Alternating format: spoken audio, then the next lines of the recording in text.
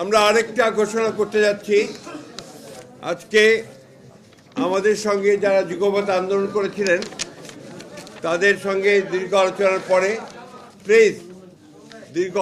পরে আমরা যে সিদ্ধান্তগুলোতে একমত হতে পেরেছি সেই আসনগুলো সম্পর্কে আমি আপনাদের জানাচ্ছি এবং আমাদের যাদের জন্য আমরা নেতৃবৃন্দের যাদের জন্য আমরা এই আসনগুলোতে সমঝোতা করেছি সেই আসনগুলো সম্পর্কে আমি আপনাদেরকে জানিয়ে দিচ্ছি।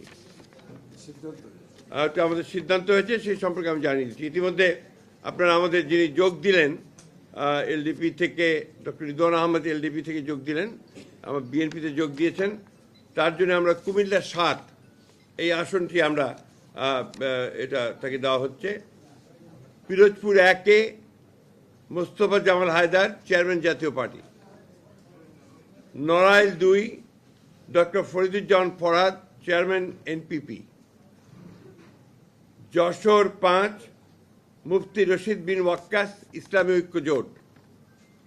ঝিনাইদহ ৪ মোহাম্মদ রাশেদ খান, গণ অধিকার। ববি হাজ্জাজ এনডিএম, তিনি বিএনপিতে যোগ দেবেন এবং সেটা ঢাকা ১৩। বিপ্লবী ওয়ার্কার্স পার্টির জনাব সাইফুল হক, ঢাকা ১২। মাহমুদুর রহমান মান্না, বগুড়া ২ নাগরিক ঐক্য।